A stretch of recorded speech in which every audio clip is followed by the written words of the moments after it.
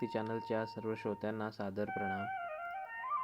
आज आपण श्री संत श्रेष्ठ ज्ञानेश्वर माऊली आणि त्यांच्या संजीवन समाधीबद्दल जाणून घेणार आहोत.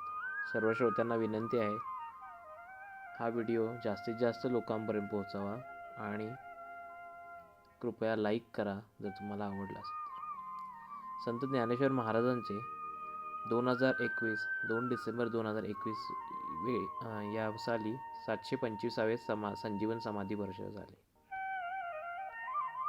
त्या दरम्यान त्या समाधी दिवसाच्या निमित्ताने त्यांची थोडीशी माहिती उपलब्ध जी झाली ती तुम्हाला मी सादर करतो. शके 1197 म्हणजे सन 1255 श्रावण शुद्ध 8 सकाळी विठ्ठलपंत आणि रुक्मिणी कुलकर्णी यांच्या पोटी ज्ञानेश्वर माऊलींचा जन्म झाला.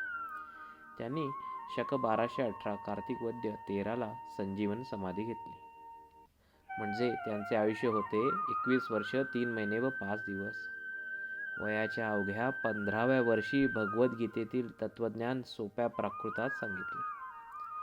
तीच भावार्थ दीपिका उर्फ ज्ञानेश्वरी.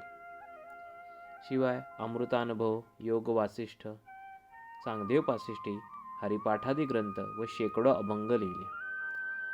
सर्व समकालीन संतांना ते वंदनीय झाले.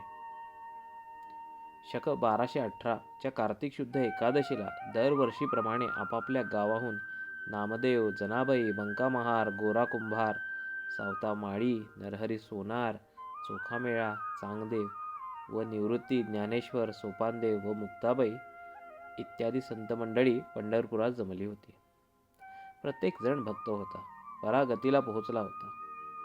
चंद्रभागेत स्नान करून ज्ञानेश्वरादी संत मंडळी विठ्ठल रखुमाईच्या दर्शनाला गेली. तुम्हा मला अप्रकट असणाऱ्या देवाला भक्त मंडळी समोर पाहून प्रकट होण्याची इच्छा झाली. तेव्हा ज्ञानेश्वरांनी पांडुरंगास आपला संजीवन समाधी घेण्याचा मनोदय सांगितला. तेव्हा देव म्हणाला, बापा ज्ञानसागरा, तू प्रत्यक्ष ज्ञानाची मूर्ती आहेस. तू पदपदांतरांनी स्वानुभव जीवास सोपा करून ठेवला आहेस व यामुळेच तू माझ्या पूर्ण कृपेस पात्र झाला आहेस. तुझी आर्त इच्छा पूर्ण होईल. तेथे उपस्थित असलेल्या सर्व संतांच्या समक्षच हा प्रकार झाला. नामदेवांना आता ज्ञानेश्वर समाधी घेणार म्हणजे आपल्याला त्यांचा वियोग होणार या विचाराने रडू आले. समाधीची तिथी व इंद्रायणी काठची आळंदी ही जागा देवांनीच सांगितली. मग सर्व संत मंडळींनी आळंदीकडे प्रयाण केले. इंद्रस्यानम यस्या म्हणजे जिच्या तीरी इंद्राच्या तपाची जागा आहे ती नदी म्हणजे इंद्रायणी. याच इंद्रायणीच्या काठावर आहे आळंदी. आळंदी हे पीठ अतिशय जुने. अलम ददाती म्हणजेच पुरे म्हणेपर्यंत सर्व मनोरथ पूर्ण करणारी ती आळंदी. आदिनाथ शंकरांच्या तपश्चर्येची ती जागा.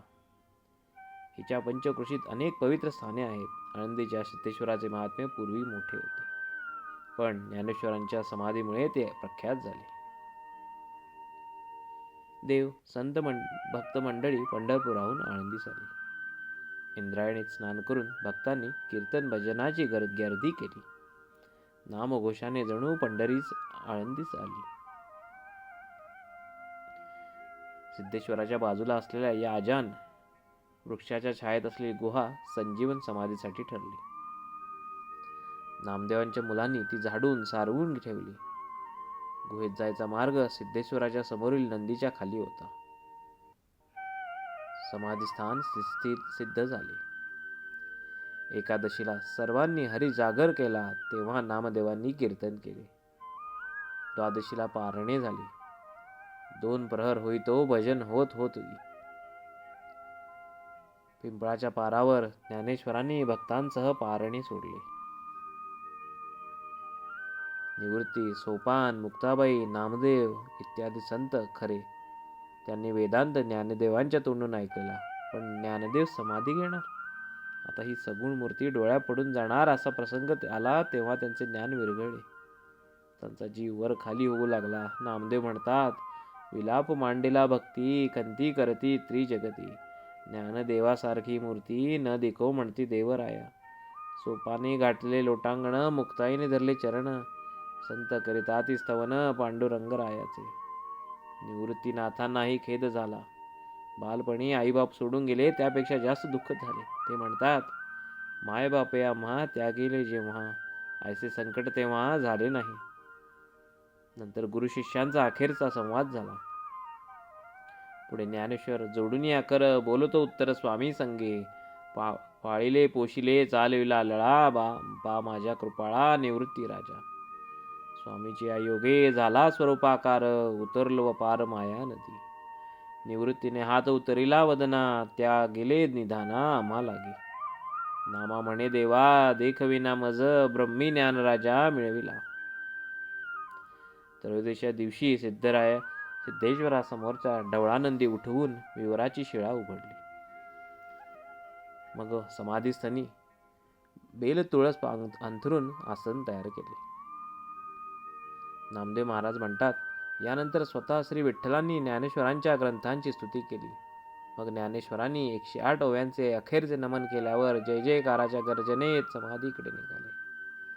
तेव्हा श्री विठ्ठलांनी त्यांच्या कपाळी केशरी टिया लावून गळ्यात तुळशी माळ घातली.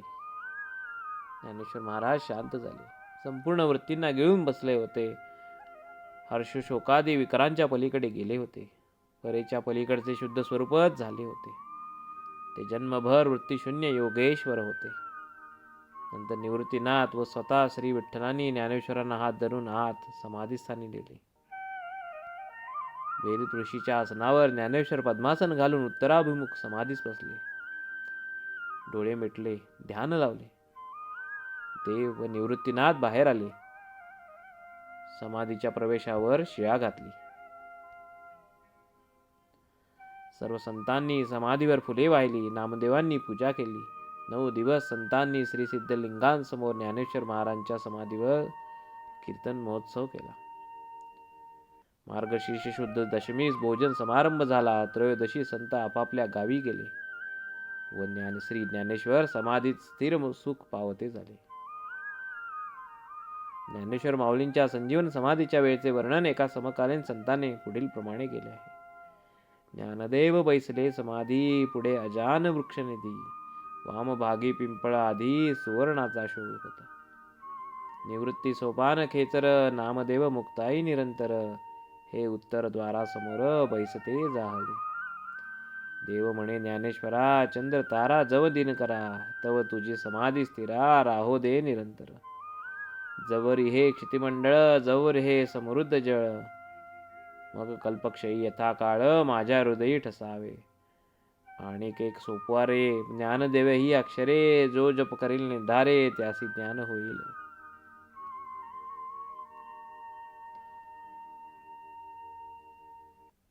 कार्तिक वद्य 13 शके 1228 श्री संत ज्ञानेश्वर महाराजांनी संजीवन समाधी घेतली आणि त्या पाठोपाठ त्यांची भावंडेही समाधीस्थ झाली. काही वर्षे गेली. ज्ञानदेवांच्या प्रेम सहवासात काही दिवस घालवल्या संत नामदेवांना महाराजांना चैन पडेना. त्यांना ज्ञानदेवांच्या भेटीची ओढ लागली. वारंवार ज्ञानदेव डोळ्यासमोर येत होते. एकदा नामदेवांनी देवाकडे हट्ट धरला, कसंही करा पण ज्ञानदेवांची देवी मूर्ती मला पुन्हा एकदा डोळे भरून पाहू द्या. ते देवाला विठ्ठलाला म्हणतात, नामा म्हणे देवा, ज्ञानदेव सृष्टी पडेल का दृष्टी पुन्हा आता. ज्ञानाचा वियोग जडला हृदोग, बुरटीचा प्रयोग करा देवा.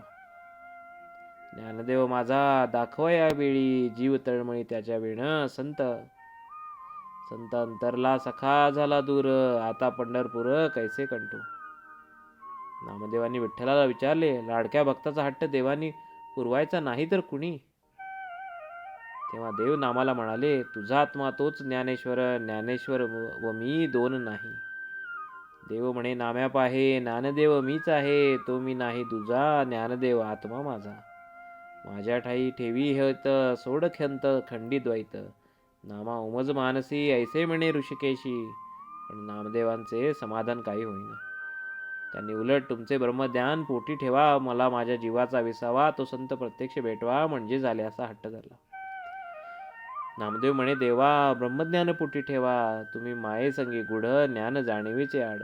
आम्हा नाही त्याची चाड, वाटे संत भेट गोड. संत भेटी प्रेम फावे, प्रेमे देवासी भेटावे, नामदेवा ठाई प्रेम, मार्गे अडविले ब्रह्म. नामदेवांची इच्छा पुरवणे देवाला भाग पडले. ज्ञानदेवांचे साक्षात दर्शन नामदेवांना झाले. नामदेव म्हणतात, ज्ञानदेव पाहता डोळा, नामदेवा हर्ष झाला. हट्ट धरियेले पाय, तू तो झाला सद्गुरु राय.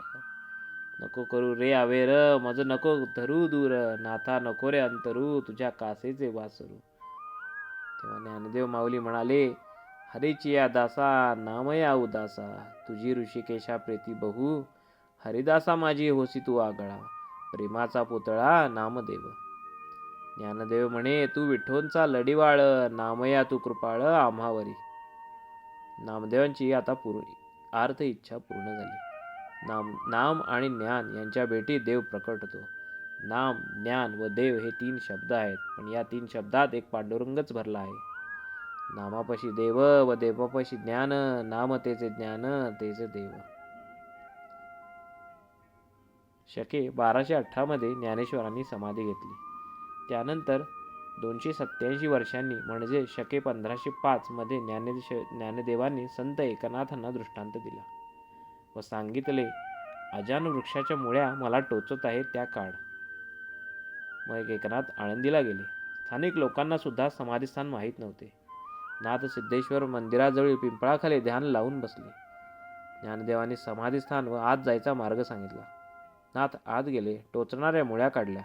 दर्शन झाल्या. नाथ म्हणतात, कैवल्याचा पुतळा प्रकटला भूतळा, चैतन्याचा जिवाळा ज्ञानोबा माझा, साधकाचा माय बाप दर्शने हरिताप, सर्वांभूती स्वस्वरूप ज्ञानोबा माझा.